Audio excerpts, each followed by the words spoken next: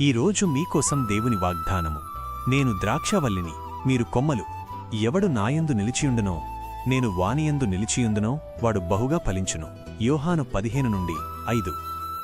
ఈ వాగ్దానము మీ జీవితంలో ఇచ్చే ధైర్యం, నిరంతర పోషణ. ఒక కొమ్మ ద్రాక్షావల్లికి అంటుకట్టబడి ఉన్నంతకాలం దానికి కావాల్సిన సారం అందుతూనే ఉంటుంది. అలాగే మీరు దేవునితో కలిసి ఉంటే మీకు కావాల్సిన శక్తి, సమాధానం ఆయన నుండి అందుతాయి.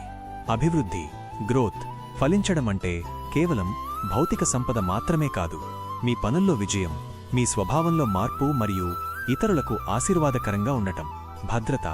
తోటమాలి దేవుడు తన కొమ్మలను ఎంతో ప్రేమగా చూసుకుంటాడు. మీరు ఫలించాలని ఆయన మిమ్మల్ని కత్తిరించి శుద్ధి చేసి మరింత గొప్ప స్థితికి తీసుకెళ్తాడు. మీ కుటుంబం కోసం ఒక ప్రత్యేక వచనం. కీర్తనలు 128:3 ప్రకారం, నీ లోగిట నీ భార్య ఫలించు ద్రాక్షావల్లివలె ఉండును.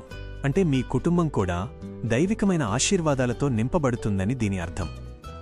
ఈ వాగ్దానం మీకు నూతన ఉత్సాహాన్నిస్తుందని ఆశిస్తున్నాను. ప్రార్థన. ప్రేమగల పరలోకపు తండ్రి, ఈ అందమైన రోజును బట్టి మీకు స్తోత్రాలు. నాయనా, నేను ద్రాక్షావల్లిని, మీరు కొమ్మలు అని మీరు ఇచ్చిన వాగ్దానాన్ని బట్టి వందనాలు. ప్రభువా, మేము మీలో నిలిచి ఉండే కొమ్మలుగా ఉండటానికి సహాయం చేయండి. మా జీవితాల్లో, మా పనుల్లో మరియు మా కుటుంబాల్లో మీరు ఆశించిన రీతిలో బహుగా ఫలించే కృపను మాకు దయచేయండి.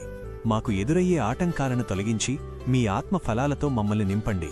ఈ రోజంతా మీ తోడు మాకు ఉంచి ప్రతి అడుగులోనూ మమ్మల్ని నడిపించమని యేసునామమున అడుగుతున్నాము తండ్రి. ఆమేన్.